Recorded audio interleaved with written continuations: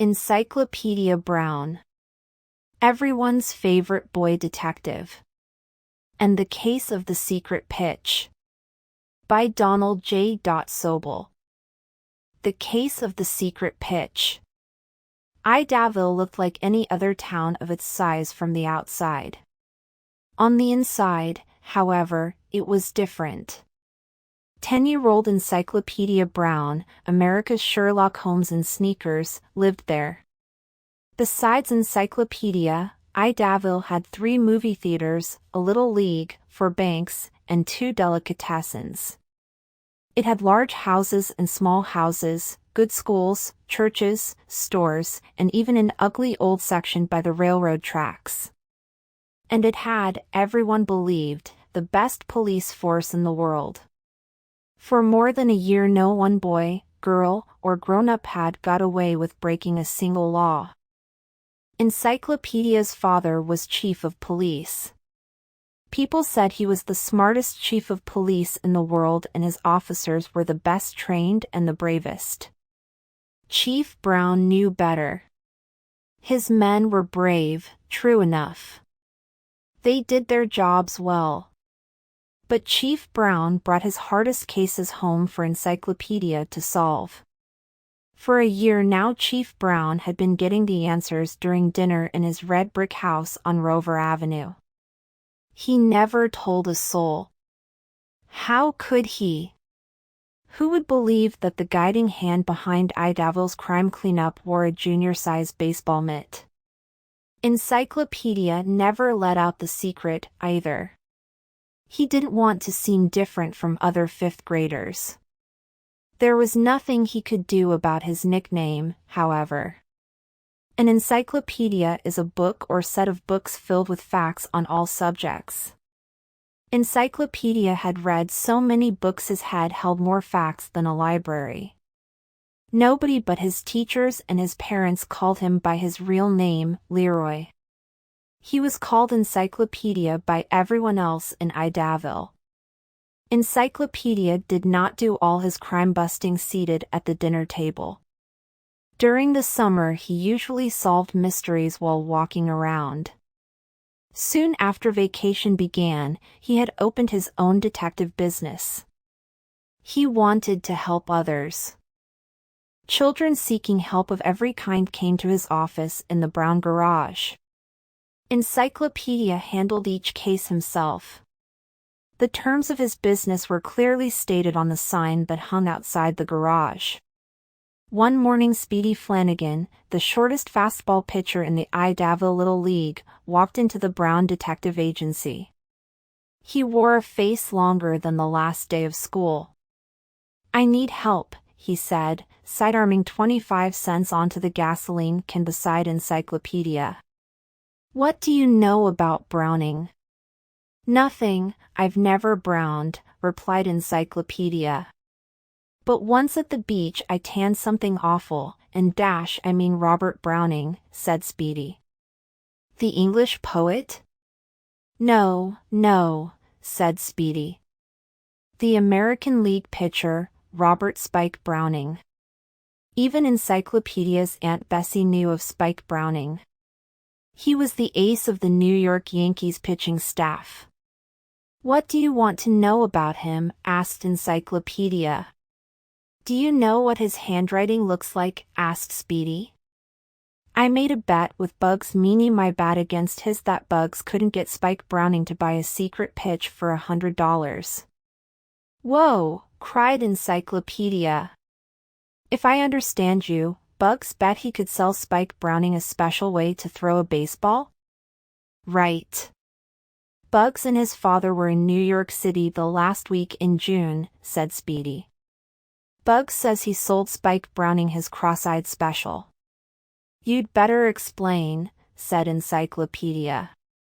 "The pitcher crosses his eyes whenever there are runners on first and third bases," said Speedy. "That way nobody knows where he's looking, whether he's going to throw to first base, third base, or home plate. The runners don't dare take a lead.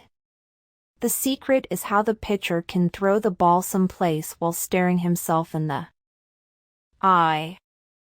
Bugs sold the secret. He has a letter from Spike Browning and a check for $100. Phew, said Encyclopedia. I understand you now. You figure Bugs wrote the letter and the check himself to win the bet and your bat. So do I. Let's go see Bugs. Bugs Meany was the leader of the Tigers, a gang of older boys who caused more trouble than itching powder in Friday's wash. Since setting up as a detective, Encyclopedia had stopped many of Bugs' shady deals. The Tigers' clubhouse was a tool shed behind Mr. Sweeney's auto body shop. When Encyclopedia and Speedy arrived, Bugs was leading a discussion on how to beat the bubble gum machines around town. The Tigers' leader broke off to greet Encyclopedia. Get lost, he said. Not until I have a chance to see the letter and check from Spike Browning, said Encyclopedia. Bugs opened a cigar box and passed Encyclopedia. A check and a letter. Encyclopedia read the letter. Dear Bugs, Yankee Stadium, New York, June 31st. Your cross-eyed pitch is the greatest thing since the spitball. I expect to win 30 games with it this season. For sole rights to the secret of it, I'm happy to enclose my check for $100. Yours truly, Spike Browning. The letter was written on plain white paper.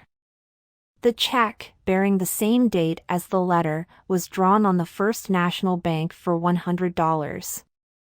Spike will win 50 games this season, said Bugs. And I won one baseball bat from Speedy Flanagan. So where is it? Where's your bat? Corrected Encyclopedia. Speedy won the bet. You lost. The letter and check are fakes. I ought to shove those words down your throat, said Bugs. But I'm feeling too good about what I did for the great American game of baseball. Bugs crossed his eyes. Humming to himself, he went into his secret throwing motion. The other Tigers cheered wildly.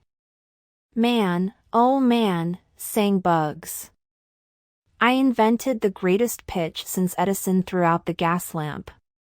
No smart aleck private detective is going to walk in here and call me a liar. Oh, yes I am, said Encyclopedia. Spike Browning never wrote that letter. That check is a worthless piece of paper. What made Encyclopedia so certain? The case of the balloon man Leroy. Mrs. Brown called. Leroy, it's time for dinner. Wash up, please. Encyclopedia put down the book he was reading, 6 Ways to Reach the Moon on a Budget. In the bathroom he gave his face a lick and a promise. When he got to the table, his father looked at him in a strange way. Do you know Bobby Tyler? Chief Brown asked his only child. Sure, said Encyclopedia. He was in my homeroom last year. Did anything happen to him, Dad? He's missing, said Chief Brown. You mean he ran away from home?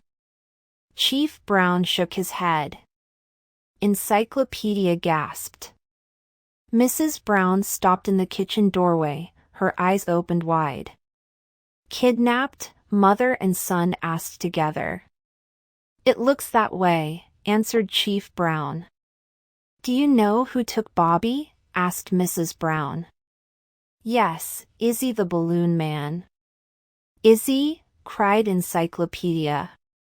No, Dad. Izzy couldn't do anything so terrible. What do you know about Izzy? Asked Chief Brown gently. Do you know what kind of man he really is? Do you even know where he lives? I know he loves children, insisted Encyclopedia. Otherwise he wouldn't do what he does for a living. He has an old truck and sells ice cream, candy, and soda, mostly to children, Chief Brown explained to his wife. Why is he called the Balloon Man? She asked. If you buy more than 15 cents worth of candy or anything, he gives you a green and pink balloon free, answered Encyclopedia. I guess Izzy got tired of blowing up balloons, said Chief Brown quietly. Bobby's father is wealthy. So Izzy I don't believe it, exclaimed Encyclopedia. You ought to see Izzy stick the end of a balloon in his mouth and huff and puff like a steam engine till it's blown up. He always makes funny faces so the kids will laugh. All right, son, said Chief Brown. I'll accept 3 facts. 1. Izzy is a funny fellow who always blows up balloons with his mouth for laughs. 2. Children love him and he loves children. And 3. Sam Potts saw him kidnap little Bobby Tyler this afternoon. There was an eyewitness? Encyclopedia asked. Mr. Potts came down to headquarters when he heard little Bobby was missing. He gave me a complete statement, said Chief Brown. I made some notes to bring home to you. Want to hear them? Encyclopedia closed his eyes as he always did before using his brain at full power. Go ahead, Dad. Chief Brown took his notebook from his breast pocket. He looked it over a moment. Then he repeated what Mr. Potts had told him. This morning Izzy made a stop near Bobby Tyler's house and drove off, or so it appeared, Chief Brown began. Later Sam Potts and Reverend Bevan were in Sam's backyard, which is right behind the Tylers' walled backyard. Sam saw a green and pink balloon, the kind Izzy gives away, rise into his oak tree, continued Chief Brown. The balloon stuck high among the branches. Because there was no breeze to blow the balloon loose, Sam got a long ladder and climbed into the tree. Chief Brown paused as he turned over a page in his notebook. He went on. From up in the tree, Sam could see over the Tyler's 12-foot wall. Sam says that as he freed the balloon, he looked down in the Tyler's yard. He saw Izzy put Bobby into his truck and drive off. Sam told Reverend Bevan what he had just seen. Both men took it for granted that Bobby's mother had said he could go for a ride in Izzy's truck. Later, when the Reverend learned that Bobby was missing, he advised Sam Potts to see me. Chief Brown closed his notebook. An hour after Sam Potts had told me what he had seen, Bobby's father telephoned. He had received a note.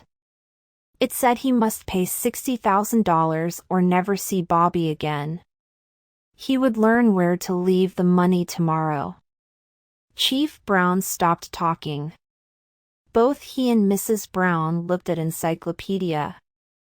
Idavil's ace detective kept his eyes closed and thought a long time after his father had finished talking. At last he opened his eyes. He asked 2 questions. It seldom took more than 2 to solve a mystery when his father gave him the facts. How does Mr. Potts earn his living? He asked first. His father frowned. Why, I don't know. He's only been in Idaville 2 months. He doesn't own the house behind the Tylers. He just rents it. Encyclopedia's second question was, did Reverend Bevan see the balloon fly into the tree? No, said his father. But Sam Potts did, and the Reverend saw it stuck in the branches. What difference does the balloon make? It solves the case, answered Encyclopedia. Do you know where Bobby is? Asked his mother anxiously. Is he unhurt? I don't know that, Mom, said Encyclopedia, realizing that he had spoken too quickly. But I know who kidnapped Bobby. We already know that, pointed out Chief Brown. It was Izzy the Balloon Man. No, Izzy has probably been kidnapped too, said Encyclopedia. Chief Brown sat back and stared. The guilty man, said Encyclopedia, had to find someone to blame Bobby's kidnapping on. Izzy was chosen. So Izzy has to be kept hidden or he'll deny the crime. What makes you so all-fire certain Izzy didn't kidnap Bobby Tyler? Demanded Chief Brown. Because Mr. Potts kidnapped Bobby, answered Encyclopedia. Sam Potts may be a stranger in Idaville, but that doesn't make him a kidnapper, said Chief Brown angrily. And don't forget Reverend Bevan was right there with him. Mr. Potts wanted him there, said Encyclopedia. The Reverend was a perfect witness. But the Reverend couldn't see over the wall into Bobby's backyard. He had to accept what Mr. Potts, up in the tree, said he saw. Are you telling me that Sam Potts used the Reverend? Said Chief Brown. He did, said Encyclopedia. I'm sorry, son, said Chief Brown. You just don't have any reason for saying Mr. Potts lied about seeing Izzy put Bobby into his truck. I have a very good reason, Dad, said Encyclopedia. Mr. Potts might have got away with the kidnapping and collected the $60,000 ransom. But he overlooked one simple fact about Izzy. What had Mr. Potts overlooked? The case of the ambushed cowboy. Through his detective agency, Encyclopedia solved cases for children of the neighborhood. Occasionally he even solved cases for grown-ups. Whether his customers were children or grown-ups, they had one thing in common. They were always alive. He never supposed that one day he would solve a case in which all the people had been dead for nearly 100 years. But that is what he did twice while on a trip out west. The two adventures in long-range detective work had their beginnings in the Brown dining room. The dinner hour was very quiet. For the third straight evening Chief Brown had not brought home a mystery for Encyclopedia to solve. There was nothing to do but eat. It's time we took a vacation, said Mrs. Brown. Chief Brown agreed. I haven't taken any time off in 3 years, he said. We could go on a long trip. Let's go to Texas, suggested Encyclopedia. He had just read a book called Upper Cretaceous Limestone in the Lone Star State. It certainly is a long way from Idaville, said Mrs. Brown. And as nobody could advance a better reason for going to Texas, she began at once to make plans. 2 weeks later Encyclopedia found himself bouncing painfully atop an honest-to-goodness Texas Mustang. His father was riding right in front of him. The boy detective wished he had stayed behind his mother instead. She had ridden a taxi into Fort Worth to have lunch and shop for gifts. Since sunrise Encyclopedia, his father, and 14 fellow guests at the Badlands Inn had been in the saddle. They had paid $5 each for this tour of historic scenes of the old Wild West. All right, folks, dismount, shouted Mr. Scotty, the tour's skinny little guide. Mr. Scotty had bow legs. They made Encyclopedia think of rain. I could open an umbrella between Mr. Scotty's knees and never touch either one, Encyclopedia thought. Mr. Scotty pointed to a high rock that formed a perfect corner. That there is the Johnny Kidd corner, he said. 85 years ago on that spot, Ringo Charlie got ambushed by Johnny Kidd. The members of the tour stepped forward. They looked at the rock. They looked at Mr. Scotty. Mr. Scotty spat tobacco juice between his teeth. In them days, he said, Johnny Kidd and Ringo Charlie were feuding at the poker table. Johnny Kidd claimed Ringo Charlie kept too many extra cards up his sleeve. Johnny Kidd never complained very loud, though. Ringo Charlie was cousin to half the townsfolk, and he was said to be the fastest draw in Texas. Mr. Scotty walked toward the high rock. One fine day, he went on, Johnny Kidd got fed up with losing money to a 60-card deck. So he hid behind this here rock and waited his chance. Mr. Scotty then acted out what Johnny Kidd had done so long ago. He crouched behind the high rock. Along about this time of morning 9 o'clock, Mr. Scotty continued, Ringo Charlie comes riding along. Here the skinny guide rose from his crouch. He rounded the stone corner and turned and started back toward it. Now he was acting out the part of Ringo Charlie. As Mr. Scotty moved toward the corner, he squinted into the morning sun. One hand was cupped above where a pistol would hang at his hip. Encyclopedia could almost see Johnny Kidd crouched behind the rock, waiting in ambush. Mr. Scotty was Ringo Charlie riding toward him, unaware. Mr. Scotty picked up the tail again. Johnny Kidd saw Ringo Charlie's shadow coming while Ringo Charlie was still on the other side of the rock. Out jumps Johnny Kidd from behind the rock, both guns blazing. Ringo Charlie is hit. But his horse breaks into a gallop and carries him back to town. Mr. Scotty squirted more tobacco juice. He hit a lizard between the eyes.